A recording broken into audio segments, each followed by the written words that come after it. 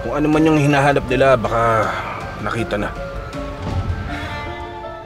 Hindi ba nila nakita kung sino? Ano daw nakuha?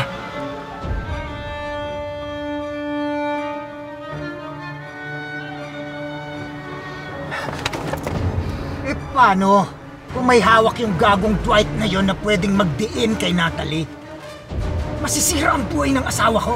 Wala lang sa'yo yun? Hoy, Santi, pinapaalala ko lang sa'yo ha. Ang laki na ng perang na ibibigay ko sa'yo at hindi biro yun. Insan, Lahat ng ginawa ko para sa inyo, hindi dahil para sa pera. Ilang beses na ako muntik matanggal sa serbisyo dahil pinagtakpan ko kayo. Pero tinuloy ko. Alam mo kung bakit? Dahil kapatid ang tingin ko sa'yo. Hindi ko pwedeng pabayaan si Natalie. Alam mo yan.